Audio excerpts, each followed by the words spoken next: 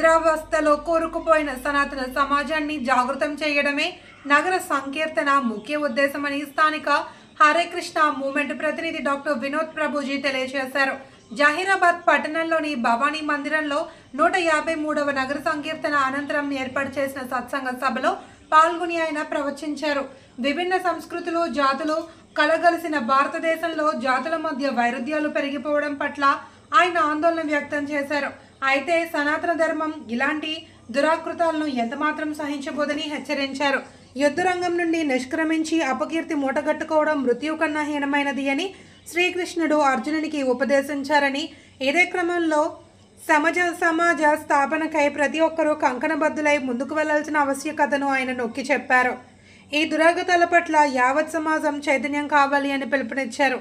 ఒక్కో యుగంలో ఒక్కొక్క తారక మంత్రం విశిష్టతలను తెలియజేస్తూ కలియుగంలో హరే కృష్ణ మహామంత్రమే దైవ సన్నిధికి మార్గమని హితవు పలికారు. ప్రతినిత్యం హరే కృష్ణ మంత్ర ఉచ్చారణతో పాటు నగర సంకీర్తనలో పాలుపంచుకోవాలి అని ఆయన భక్తులను కోరారు.